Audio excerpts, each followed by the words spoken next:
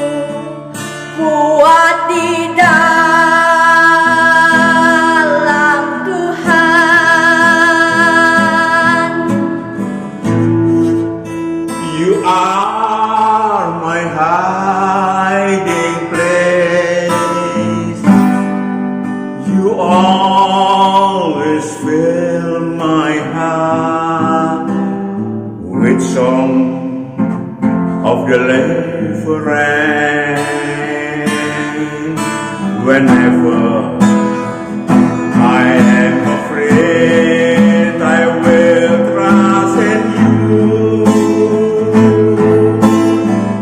I will trust in you. Let the weak say I am strong, and the strength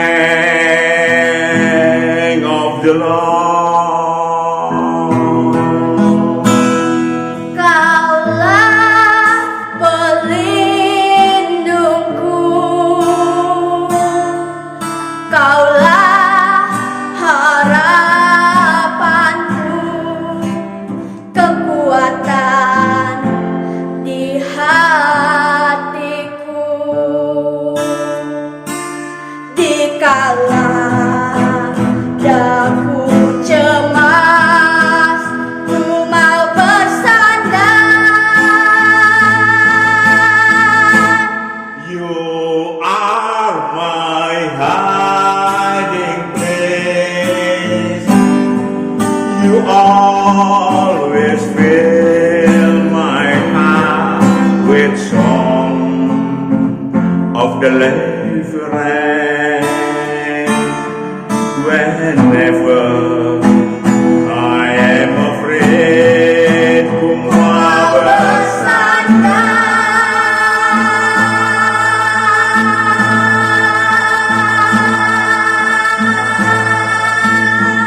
Beberapa hari yang lalu kami diajak makan oleh keluarga yang seharusnya sudah pada almarhum dan almarhumah.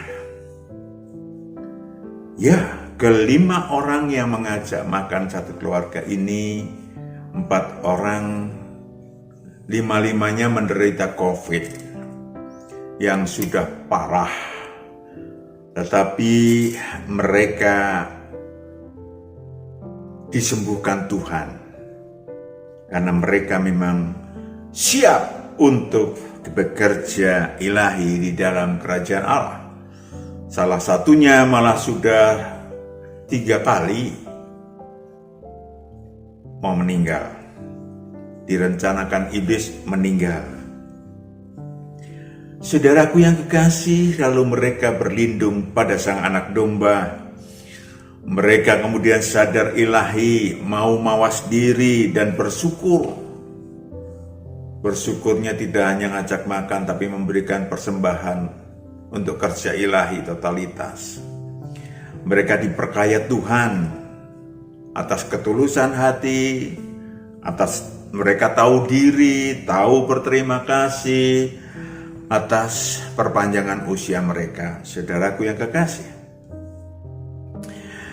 kami mengajak juga banyak orang yang berkasus serupa untuk bersegera masuk kerajaan Allah agar aman, damai sejahtera.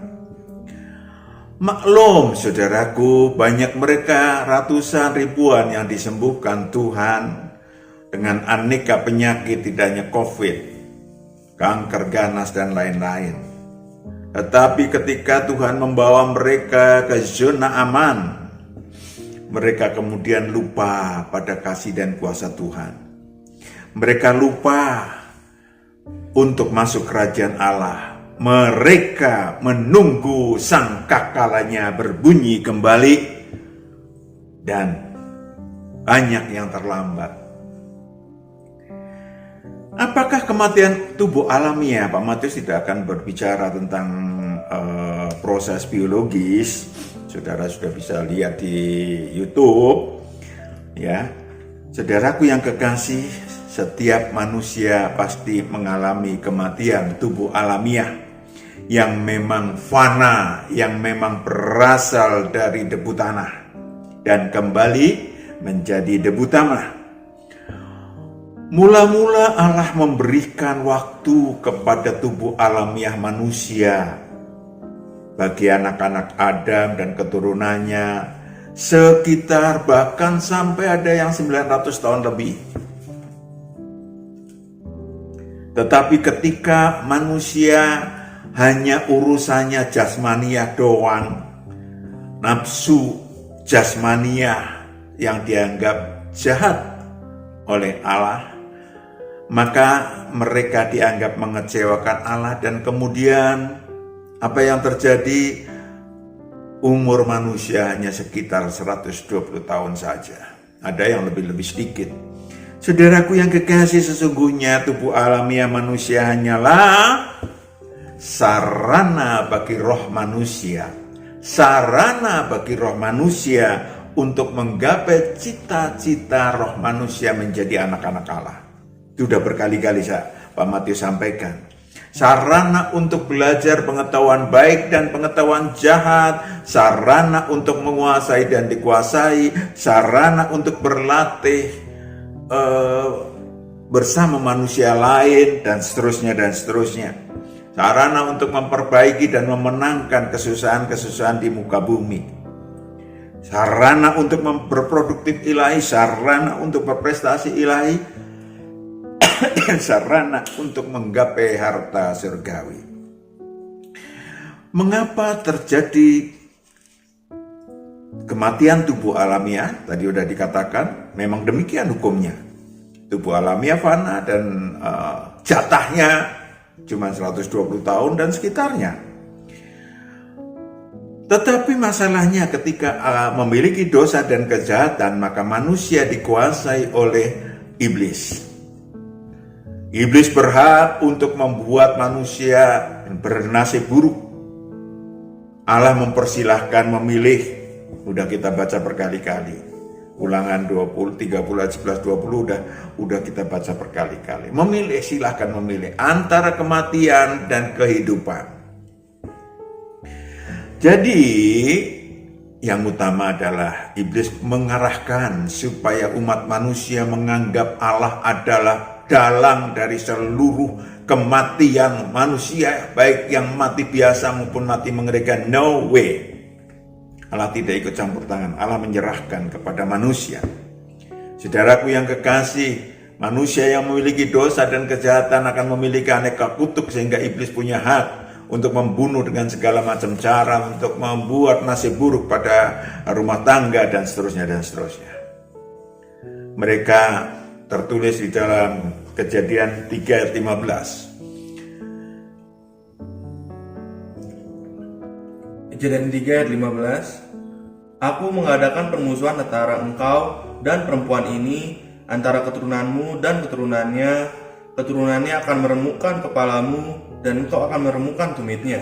Iblis akan meremukkan tumit manusia. Kata tumit artinya adalah nasib buruk, perjalanan hidup manusia. Saudaraku yang kekasih, ya banyak itu terjadi, kita udah tahu lah, baik dari kena COVID maupun apapun, bencana maupun musibah, kita udah lihat di antara manusia. Tidak usah ngambil contoh manusia yang tertimpa menara 2000 tahun yang lalu mati karena dosa dan kejahatan. Yang kedua adalah hukum sebab akibat. Di bumi ini Allah mengajarkan ada hukum sebab akibat. Ada api yang dapat dipakai, sangat dibutuhkan manusia untuk masak, untuk penerangan dan lain-lain. Tetapi api juga bisa menghanguskan, bisa membakar rumah, membakar manusia, membakar hutan. Kalau manusia sendiri tidak bisa mengelolanya, kalau tidak cerdik mengelolanya. Air juga demikian.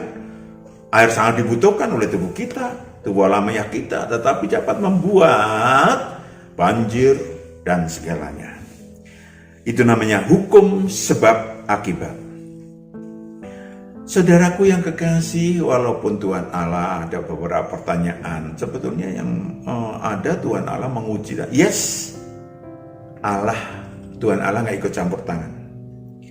Yesus atau Tuhan Yesus memberikan bimbingan, ceweran kepada murid-muridnya, hanya kepada mereka. Nah, ini yang barangkali saudara tunggu. Bagaimana tanda-tanda maut akan menjemput? Tetapi saya tidak ingin menjawab dengan bermetafisis ria maupun beramal remel. Nggak mau saya. Tapi saya ingin menyampaikan kebenaran-kebenaran dalam pelayanan yang lebih dari seperempat abad.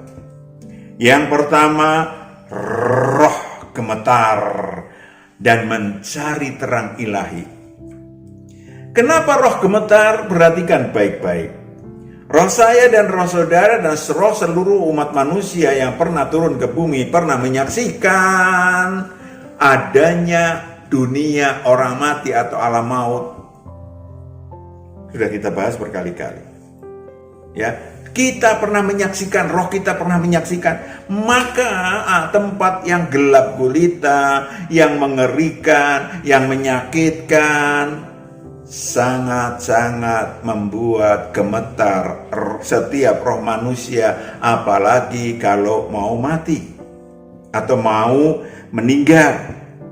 Untuk membedakan roh mati, tubuh alamiah meninggal. Saudaraku yang kekasih, roh gemetar. Mazmur 16 ayat 3, roh itu gemetar, saudara.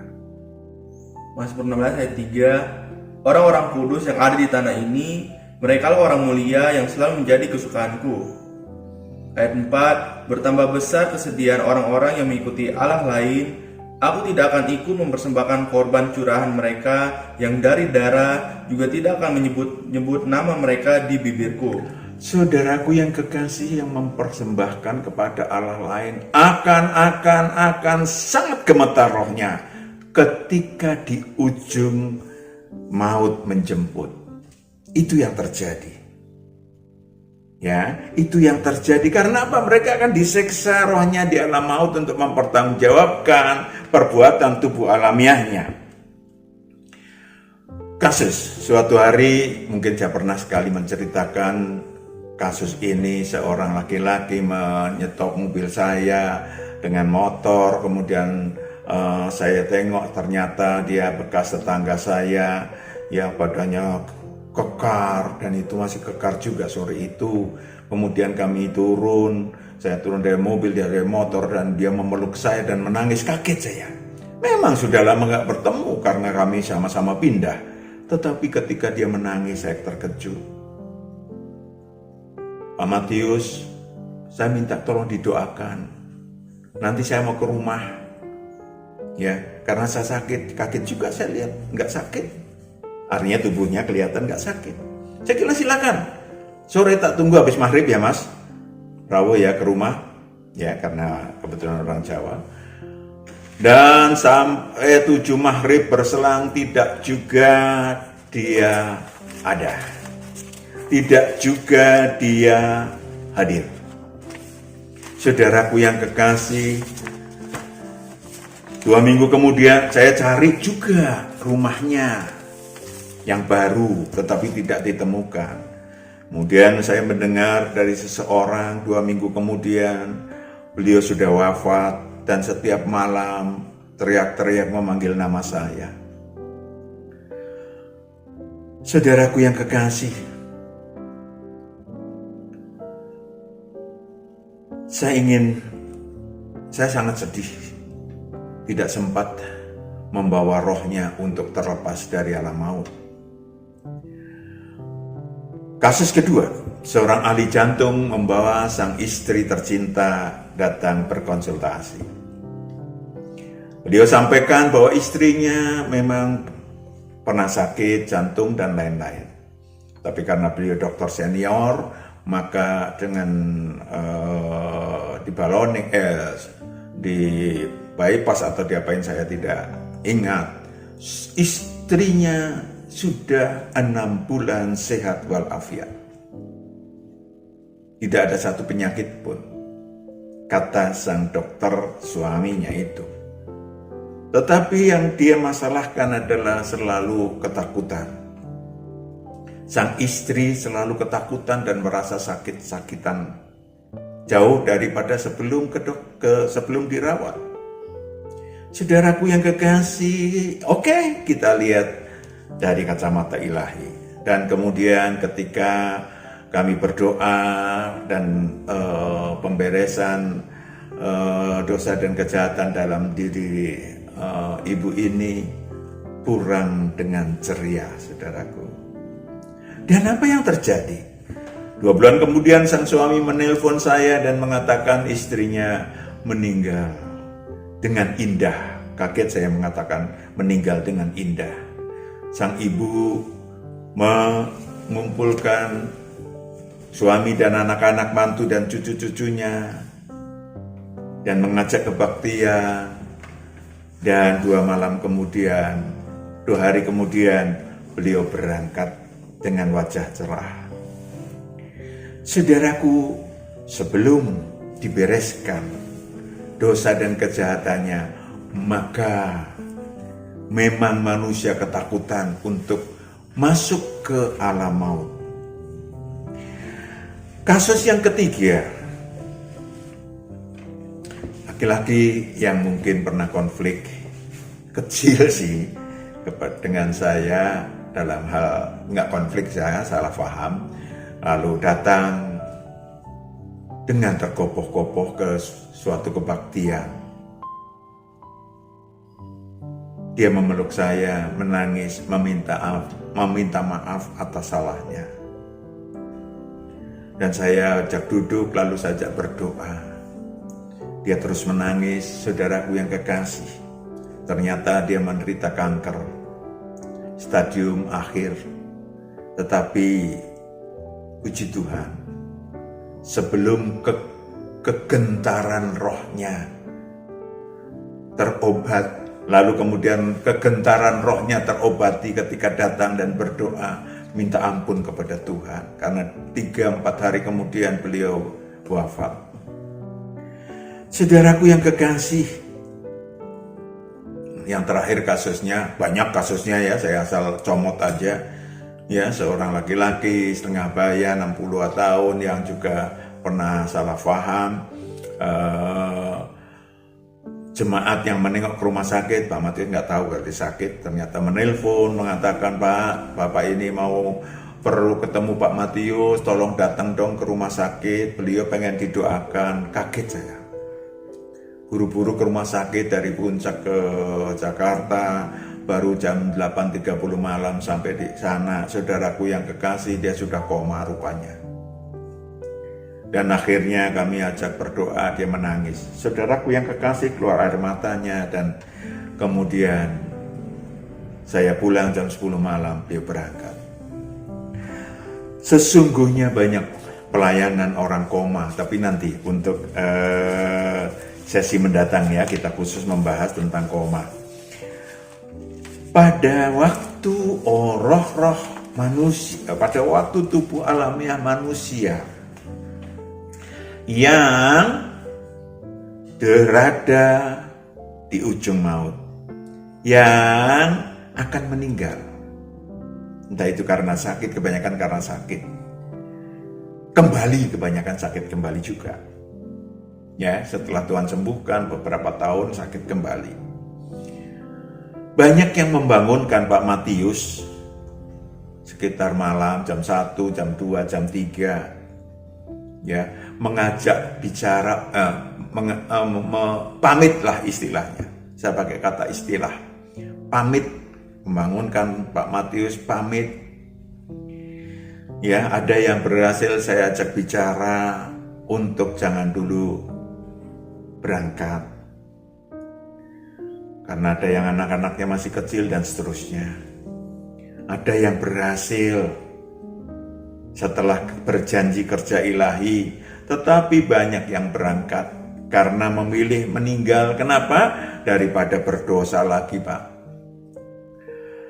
Saudara, untuk memperpanjang usia dibutuhkan perkenanan sang anak domba. Perkenanan sang anak domba untuk mau diajak kerja ilahi sehingga diperpanjang usianya. Kapan kematian itu tiba? Kapan kematian itu tiba? Kemana roh manusia setelah meninggal? Dua hal. Hal yang kedua adalah sangat penting. Tentu kita udah bahas tadi, kematian tubuh manusia terbatas sampai 120 tahun dan hanya sekali mati. Ya, nggak ada bolak-balik. Ya, saudaraku yang kekasih, namun para pengikut Kristus, orang-orang yang tinggal di dalam kerajaan Allah khususnya, yang sudah dibebaskan dari hukum dosa dan hukum maut, Sang Gembala akan menuntun si manusia. Yohanes 10 ayat 3-4. Dituntun secara pribadi sehingga secara pribadi sehingga Yohanes 10 ayat 3, untuk dia penjaga membuka pintu dan domba-domba mendengarkan suaranya, dan dia memanggil domba-dombanya masing-masing menurut namanya dan menuntunnya keluar. Menuntun keluar. Lanjut. Ayat 4, jika semua dombanya telah dibawanya keluar, ia berjalan di depan mereka, dan domba-domba itu mengikuti dia karena mereka mengenal suaranya. Karena mereka mengenal suaranya. Ayat 9-10.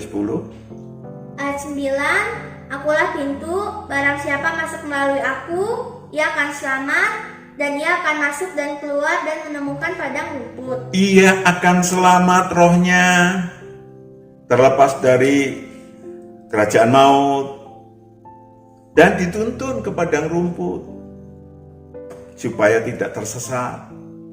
Ayat 10. Ayat 10, pencuri datang hanya untuk mencuri dan membunuh dan membinasakan. Aku datang supaya mereka mempunyai hidup dan mempunyainya dalam segala kelimpahan.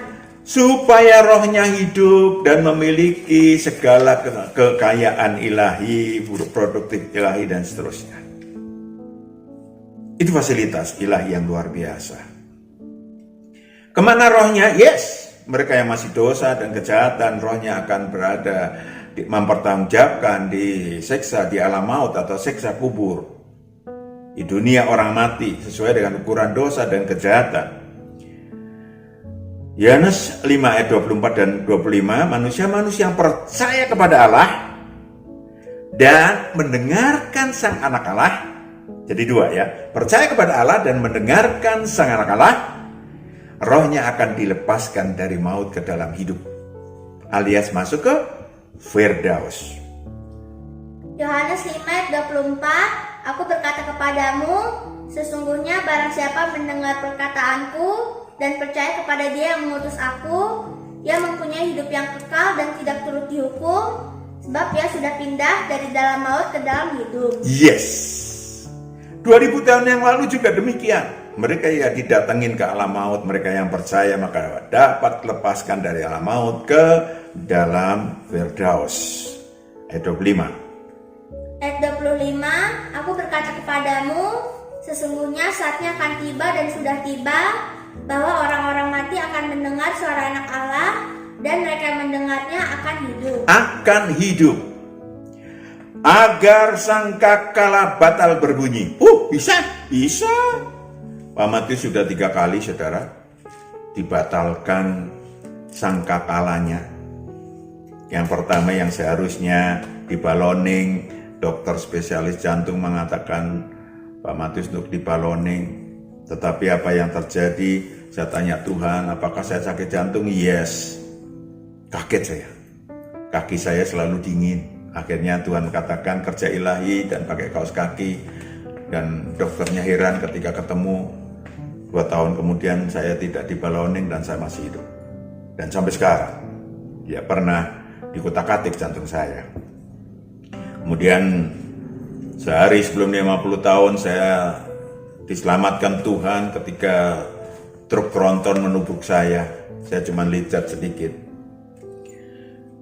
Dan kemudian saya bersama jemaat tronton persis mau menubuk ke mobil kami. Cuma tinggal 10 cm. Dan tiba-tiba mobil itu, truk tronton itu terbalik. Terlentang tidak jauh dari mobil kami di belakangnya dengan cara yang aneh karena jalan itu sempit tapi bisa kayak diangkat dibalikin. Saudaraku yang kekasih, pasti banyak Tuhan menolong saya sejauh saya masih mau kerja ilahi. Pasti banyak Tuhan menolong saudara kalau saudara berada dalam kerajaan Allah dan siap kerja ilahi. Mari bersembunyi di dalam kerajaan Allah.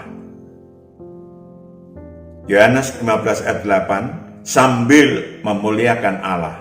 Apa itu memuliakan Allah? Yohanes 15 ayat 8. Yohanes 15 ayat 8, dalam hal inilah Bapakku dipermuliakan, yaitu jika kamu berbuah banyak, dan dengan demikian kamu adalah murid-muridku. Berbuah banyak, yaitu menjadimu murid. Maka Tuhan mengatakan, jadilah seluruh bangsa, pergilah ke seluruh dunia, jadikanlah seluruh bangsa muridku. Saudara akan aman. Di dalam kerajaan Allah, saudara bisa menghitung hutang maut yang Tuhan sudah bayarkan kepada kita. Ya, dengan menjadi bait Roh Kudus, 1 Korintus 6 ayat 19-20, menjadi bait Roh Kudus. 1 Korintus 6 ayat 19, atau tidak tahukah kamu bahwa tubuhmu adalah bait Roh Kudus yang ada di dalam Roh kamu? Kudus, terus Roh Kudus yang kamu peroleh dari Allah, dan bahwa kamu bukan milik kamu sendiri. yes. Lanjut. Ayat 20, sebab kamu telah dibeli dan harganya telah lunas dibayar. Itu dia, kamu telah dibeli, harganya telah lunas dibayar. Karena itu muliakanlah Allah dengan tubuhmu. Yes, itu dia. Yang terakhir adalah mencanangkan kredo, hidup untuk Tuhan, mati untuk Tuhan. Hidup untuk Tuhan, mati untuk Tuhan. Yang kedua, yang terakhir, menjadi milik Allah dan menjadi milik Tuhan.